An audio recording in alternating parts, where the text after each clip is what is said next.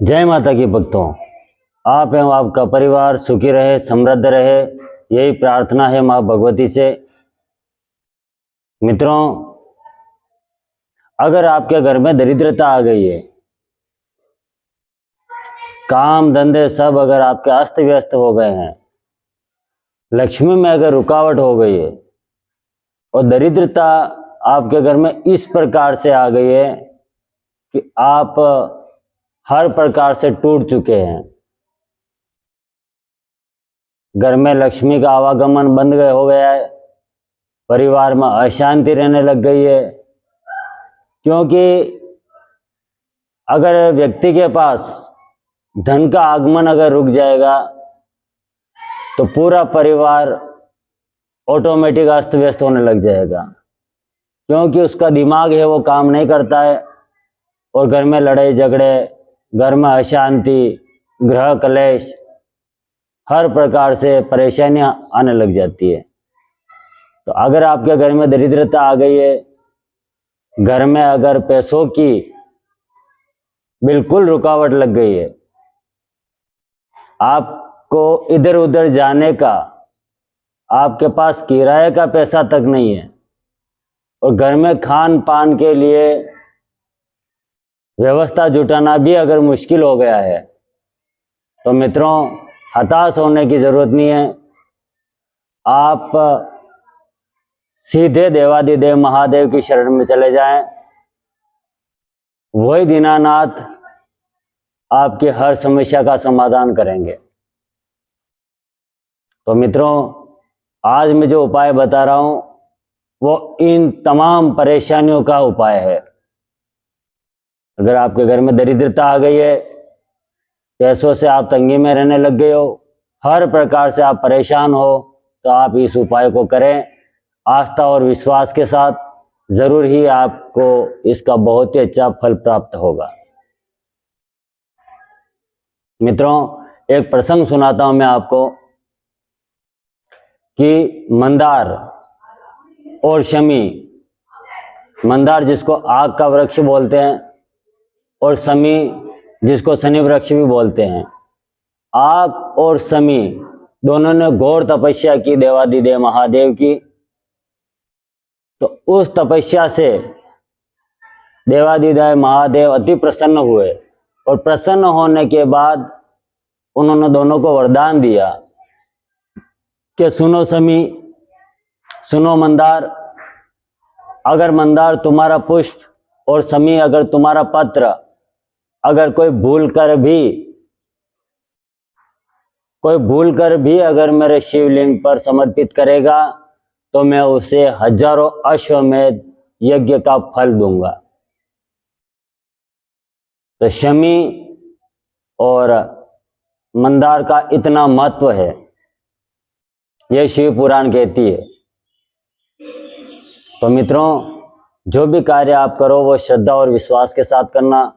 और दूसरी बात है कि मैंने पहले वाले वीडियो में भी बताया था कि हर चीज चढ़ाने का एक क्रम होता है कि धतूरा कैसे चढ़ाया जाता है, कौन सी परिस्थिति में कौन सा धतूरा चढ़ाना चाहिए, किस हिसाब से धतूरा चढ़ाना चाहिए, जल कैसे अर्पित किया जाता है शिवलिंग पर, इसी प्रकार से शमी का पत्र कैसे समर्पित किया जाता है यह भी मैं बताता हूं।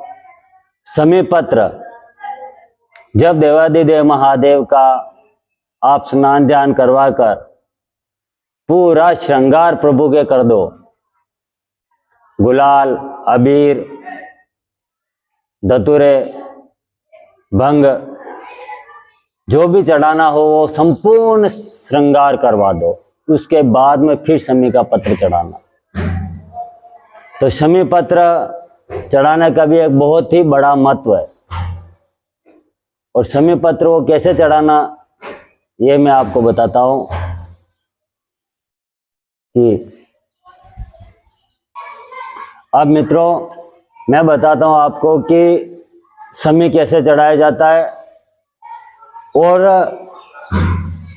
शिवलिंग जो है, जो जलाधारी है, उसमें पूरा शिव परिवार है। शिव परिवार पूरा उसी के अंदर है।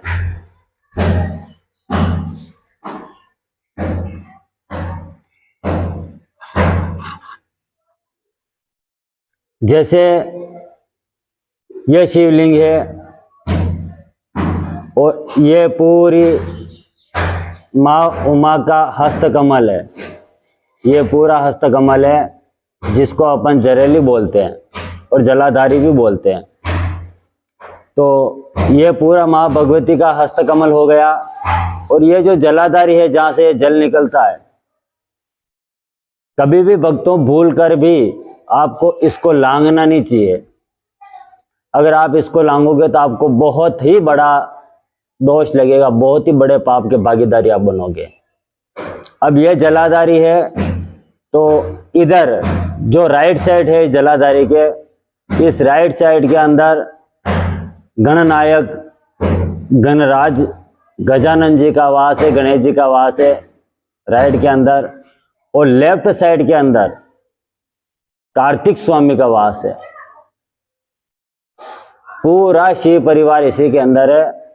राइट में गणेश जी है और लेफ्ट में कार्तिक स्वामी है। और ये जो शिवलिंग है इसके ऊपर जो जलाधारी वो बांधते हैं, उससे जो जल गिरता है तो वो शिव जी की 5 पुत्रियां जल गिरा रही है। 5 पुत्रियां है ही, एक एक बूंद करके वो जल जो गिर रहा है वो शिव जी की 5 पुत्रियां हैं। प्रथम जया, दूसरी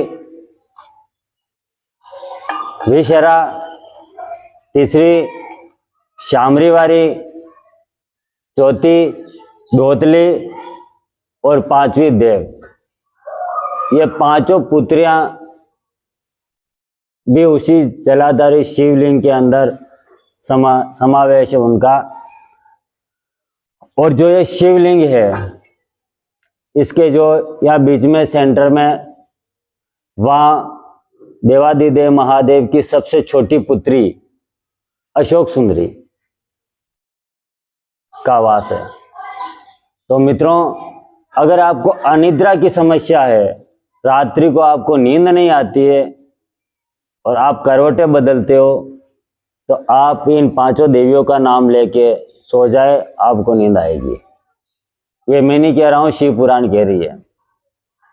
अब मैं आगे बताता हूँ कि समीप पत्र आपको कैसे समर्पित करना है। तो समीप पत्र को देवादिदेव महादेव का पूरा श्रृंगार हो जाए, उसके बाद में जैसे ये जलाधारी है तो आपको समीप पत्र लेके पूरी इस जलाधारी के यहाँ घुमाना है, घुमा के यहाँ स्पर्श करवा के शिवलिंग पर समर्पित करना है। और जब आप ये स्पर्श करवाओ उस समय आपके मन की कामनाएं कहनी है। आपको जो तकलीफ है, जिस पीड़ा के लिए आप कर रहे हो, जो आपको कष्ट है, तो वो घोर संकट के लिए आप देवादिदेव महादेव और माँ भगवती को याद करके और वो समर्पित करना है। इससे ये होगा कि शिव पुराण ये कहती है कि अगर आप माँ भगवती के हस्तकमल जलाधारी पर स्पर्श करवा के अगर शिवलिंग पर अगर समीप पत्र चढ़ाते हो तो आपकी जो मनोकामना है वो देवादिदेव महादेव के कान द्वारा, कान के अंदर वो माँ भगवती आपकी मनोकामना कह देगी और आपकी मनोकामना महादेव जी पूरी कर देंगे। समीप पत्र आपको स्पर्श करवा के चढ़ाना है और वो पूरी भाव और श्रद्धा के साथ करना है। ये कार्य स्पर्श करवा के चढ़ाते ही आपको उसका फल मिल जाएगा और आप इस संकट से बाहर निकल जाओगे। भक्तों, हमारा ये देह है, हमें घोर संकट पे संकट आते हैं हमारी जिंदगी के अंदर, लेकिन हताश नहीं होना चाहिए। और कितने भी अगर संकट आए, अगर आपका इष्ट अगर प्रबल है और अगर आपकी आस्था जो अगर दृढ़ है तो आप उस संकट से आप निकल जाओगे। आपको टूटना नहीं है, प्रभु के ऊपर भरोसा रखना है। अगर आपने हरि के ऊपर भरोसा कर दिया और हरि से अगर आपने प्रीत लगा दी तो आप उन संकट से बाहर निकल जाओगे। और आपको किसी प्रकार से कोई टेंशन और कोई चिंता करने की जरूरत नहीं है। केवल आपको श्रद्धा और भाव के साथ यह कार्य करना है, क्योंकि श्रद्धा से किया हुआ कार्य ही फलित होता है, और श्रद्धा से अगर आप कार्य नहीं करोगे तो वो कार्य आपका विफल हो जाएगा।